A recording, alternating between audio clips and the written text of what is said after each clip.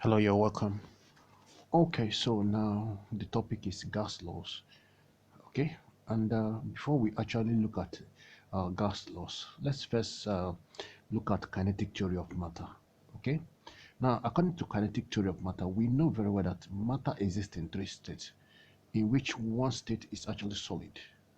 So matter exists as a solid. Okay, then you now have the liquid state. Then we have the gaseous state. So now we're going to actually illustrate this three state of matter using kinetic theory assumption. All right. So let's start with solid state. Now, one thing about solid is the fact that a solid is a rigid body. Okay. Why is it a rigid body? What makes solid a rigid body is because the particles of a solid is closely packed together. The particles of a solid, they are closely packed together. Okay. Closely packed together. All right. So now, which simply means that the particles of a solid, okay, are packed together due to the strong cohesive the strong cohesive force that actually holds the particle of solid together. So even though they have energy, even though they can actually they have motion, okay, but their motion is about a fixed point. Why? Because there is a binding energy that binds the particles of the solid together. So they have strong cohesive force. That is why a solid is a rigid body. Okay. So and you can actually be able to distinguish solid of different shape. So a solid will have a definite shape. Okay. I hope that is well understood. Okay. So now, what of liquid? Now, liquid is actually different from solid. According to the kinetic theory of matter, okay, describing liquid state, liquid is actually made up of molecules, okay, that are actually separated, okay, they are actually wide apart from each other due to the weak, that is due to the weak intermolecular force, weak intermolecular force.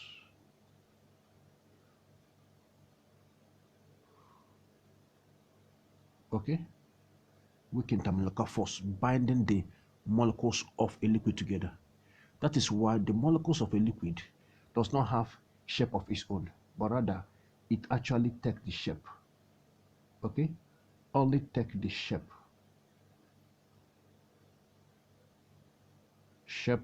of the container. It takes the shape of the container. Now, when you happen to pour uh, a liquid, you discover that they won't actually particles will come together. Okay, it will always the particles of liquid will always translate, which actually shows that there's a weak intermolecular force, okay, existing between the molecules of a liquid. All right, so now let's now illustrate that of gas. All right, now basically gas molecule, okay, of course, confined in a container, all right, have what is known as negligible intermolecular force, negligible, very negligible, okay. So negligible simply means that the intermolecular force existing between the molecules of gas is too small that it can be neglected. In fact, it's practically not in existence. Okay, negligible intermolecular force, intermolecular forces. Okay, so what's the consequence of that negligible intermolecular forces? That is why gas molecule move in a random motion. All right, as you can see in this container. Okay, different random motion. Random motion, of course, a random motion doesn't have any direction. Okay, it's a zigzag motion. Okay, so you in a move in a random motion, of course colliding with each other, and of course colliding with the walls of their container. So anytime you actually put gas molecule inside a container, gas molecule have the ability to expand the container. Okay, Why? Because of that particular movement, a random movement colliding with each other with the container, okay, it can exert pressure on the container and expand it. Let's take, for example, when you blow air into a balloon, you discover that that balloon expands. What happened? The air inside the balloon, when you cover the balloon, okay, actually the molecules move of the gas move in a random motion, colliding with each other and with the walls of the container, which actually expands it. All right. So this is basically, can actually go study more on kinetic theory of matter. But here now we're going to be looking at let's now talk about the major, okay, our focus on this tutorial, which are gas law. Okay, now gas law are laws that establish relationship between the three parameters that is used, okay, to illustrate gas. There are three parameters, okay, that is used to illustrate the behavior of a gas. One parameter, okay, is the volume of a gas, the volume of gas occupied by a gas molecule, volume occupied by a gas molecule. The second parameter, okay, we're looking at the pressure of the gas molecules. Then the fourth parameter, we are now talking about the temperature, in fact the absolute temperature. Okay, so the relationship between these three parameters is what we establish in gas laws. Okay, now let's look at gas laws that we are going to be looking at. Okay, include the following. Number one, we have Boyle's law.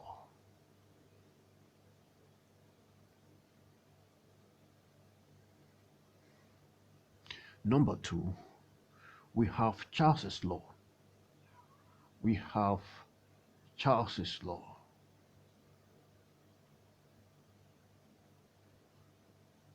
Then number three, we have pressure law.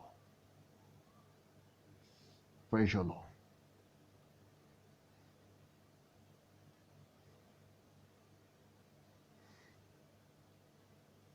And number four, okay, the combination of all the laws, okay, will now lead us to what is known as the general gas law. General gas law. All right, let's start with Boyle's law. Okay, Boyle's law. That's our first.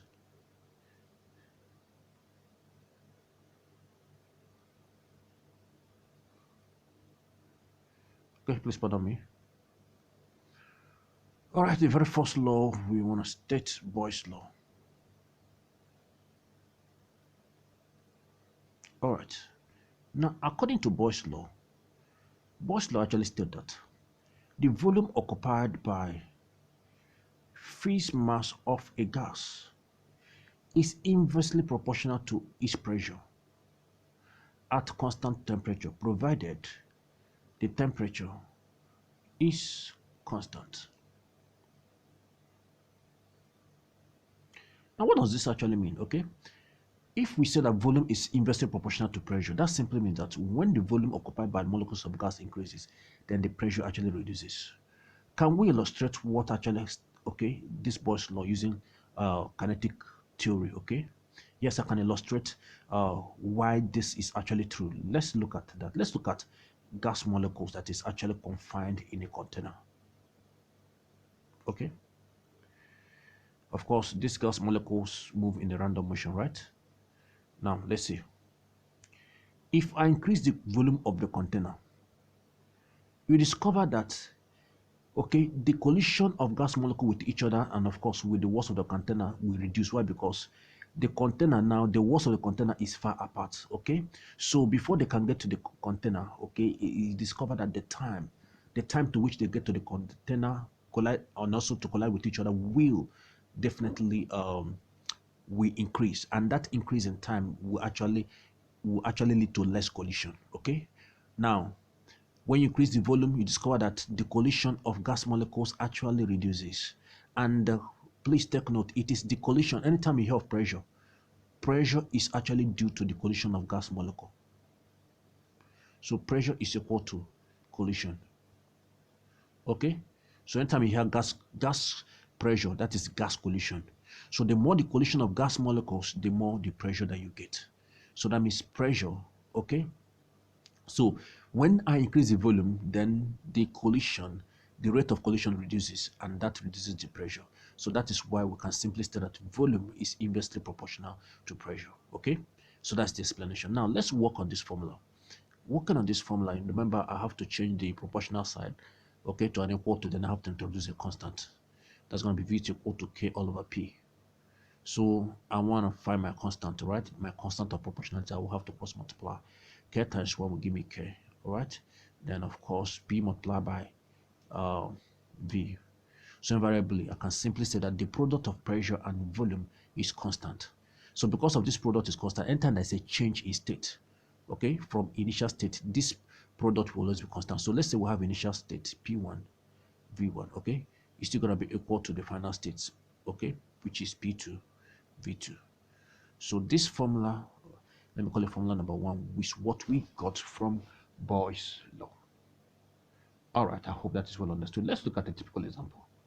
Okay, let's look at a gas molecule that is initially occupying a volume of 20 cm cube. At the point where the pressure, okay, at an initial temperature of 20 Newton per meter square. Okay, so let's look at the question where we are being asked to find the volume when the pressure, okay, P2 actually increases to 40 Newton per meter square. Simple, okay? So once such question is being given and we are told that the temperature, okay, is constant. Now the temperature being constant simply means that the temperature of the gas, okay, before and after, both T1 and T2 is equal, they are constant, all right? So this is when we apply Boyle's law. All right, let's apply Boyle's law, okay, using our parameters. So what's my P1? My P1 is 20. I put that down, then multiply by my V1. What is my V1? That is also 20, all right? Then it's equal to P2, and what's my P2? 40, and then multiply by V2. That way now I can have V2 to be equal to 20 times 20, all right, which of course is 400, then divided by 40. Okay, so that is 10 cm cube. All right, so that's the application of Boyle's law. Now let's move to Charles's law. Okay, Charles's law. Okay, here we go. Charles law.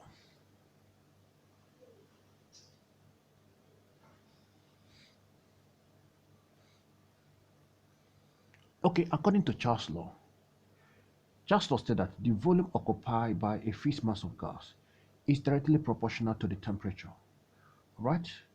Provided that the pressure is constant at constant pressure. All right. So how can I explain this? Let me explain this, okay? From from kinetic absorption of matter. Now, this simply means that when you increase the temperature, and of course this temperature is the absolute temperature. I use capital letter T. Okay, in fact the law states this way, please pardon me. Okay.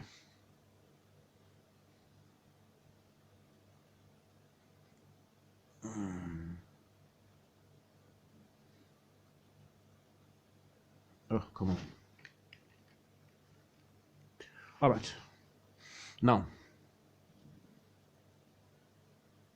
the law actually states this way, okay?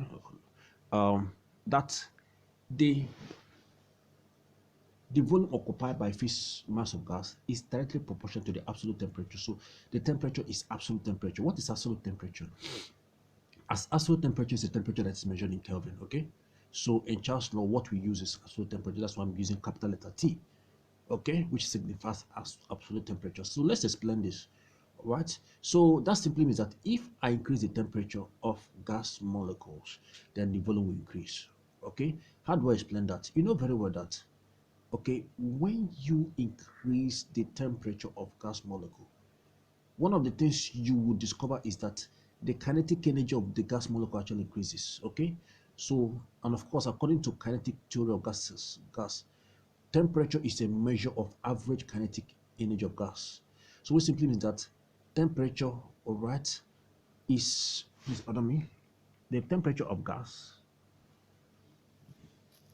okay, is proportional to its kinetic energy.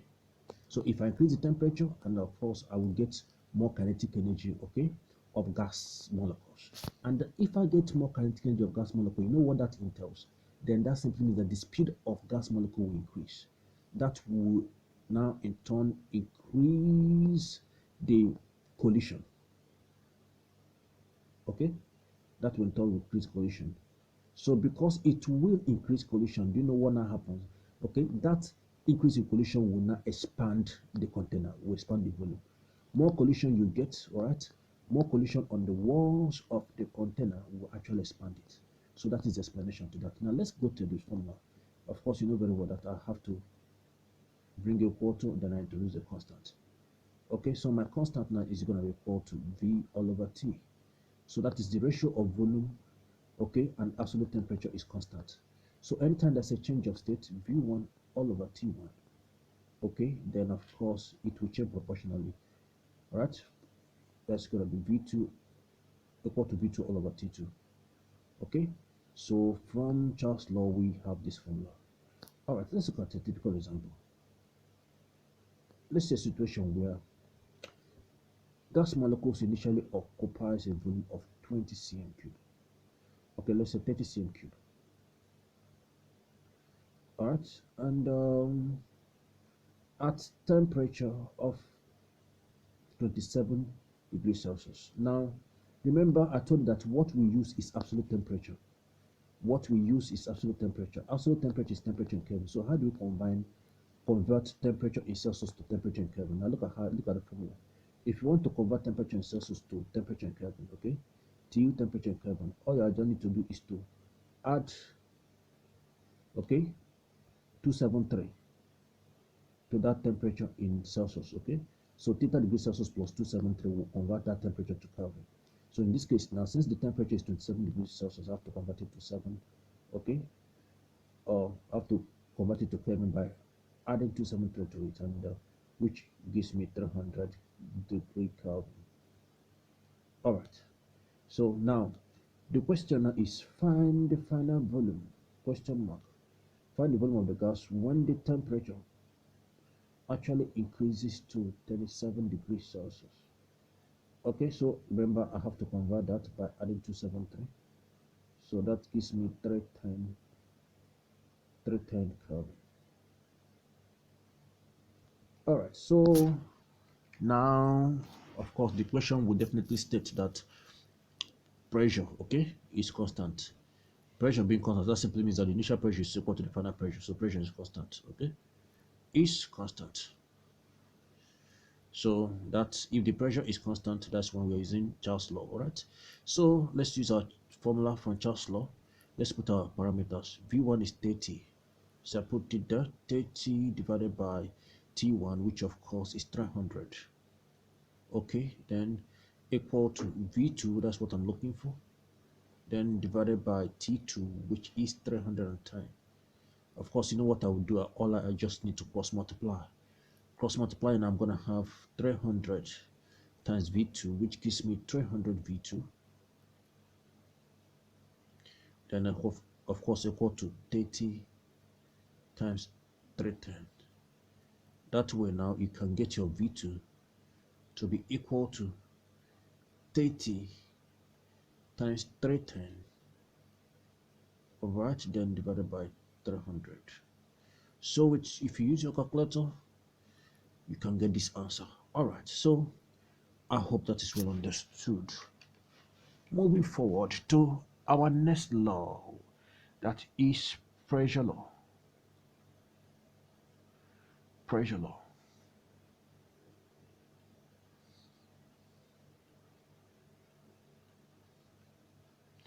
Okay. Now, according to pressure law, The the temperature or the pressure of a fixed mass of gas is directly proportional to its absolute temperature. All right, okay, we can also explain this. Let's explain this using kinetic theory. Okay, so gas is found inside a container, okay, moving randomly. The gas has a fixed mass. All right, so now if I increase the temperature of this gas, the pressure increases. That's what pressure law states. How can we explain that? When you increase the temperature of the gas molecule, remember what I told you. Increase the temperature, then invariably you're increasing the kinetic energy of the gas molecule. And as you increase the kinetic energy of the gas molecule, you get more collisions. You get more collisions. And we already know, okay, that collision of gas molecule is what actually constitutes the pressure. Okay, so that is how we explain it. So increase in temperature increases the kinetic energy of gas molecules, which gives it more velocity and increases its collision with the walls, and that way the pressure is being increased. Now let's get to this formula. This is going to be equal, P is equal to KT. Okay, so now from here, making K the subject, K is going to equal to P all over T. So you know what happened? Anytime there's a change of state, I'm going to have P1 all over T1 is equal to P2 all over T2. As simple as that.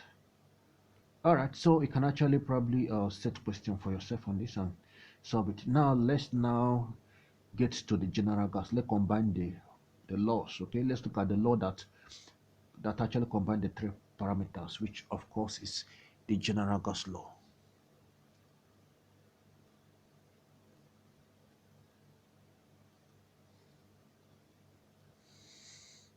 All right, now general gas law is a law that is actually derived from the two laws we have actually stated. All right, what are those two laws? General gas law is derived from Charles's law. Okay, Charles's law, and of course Boyle's law. Okay, Boyle's law. Please pardon me.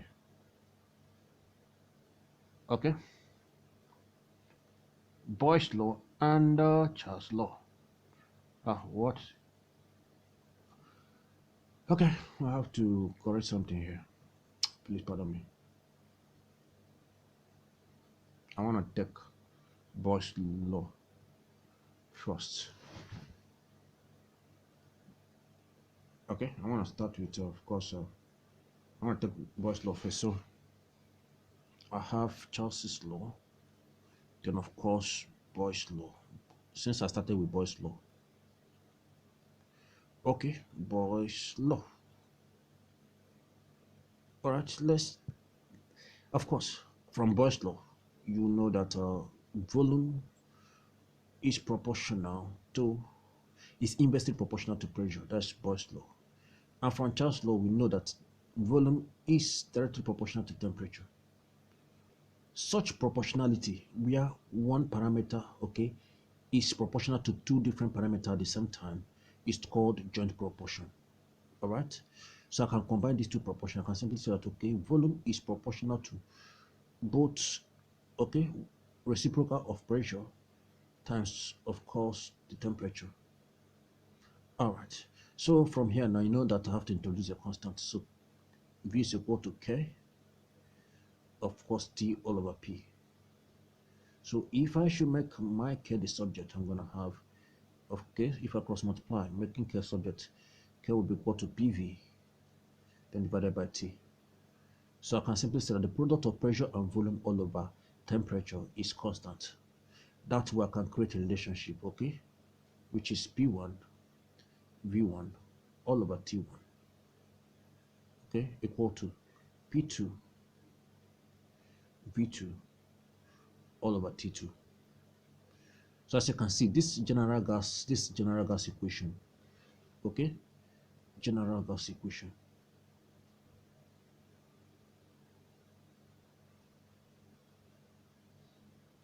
Now you discover that The general gas equation now actually combines the three parameters we listed earlier on: pressure, volume, and temperature. And another thing you should also note about general gas equation is that I can actually get other laws, previous law from general gas equation. Yes, it's possible. I can get Boyle's law from general gas equation. Remember, from Boyle's law, we said that temperature is constant. Okay, if I should just cancel temperature since it's constant, I'll have P1 V1 equal to P2 V2. All right. In Charles' law, we said that pressure is constant. If I should take away pressure, I'll have V1 all over T1 is equal to V2 all over T2, which is the same formula we got in Charles' law, and the same with pressure law. Okay, so this is it. So which simply means that you use this formula when that question actually involves the change of these three parameters: pressure, volume, and temperature. Okay, so we are going to apply all this law. All right, we are going to apply it to solve examination question in the next video. All right, see you in the next video. Thank you very much.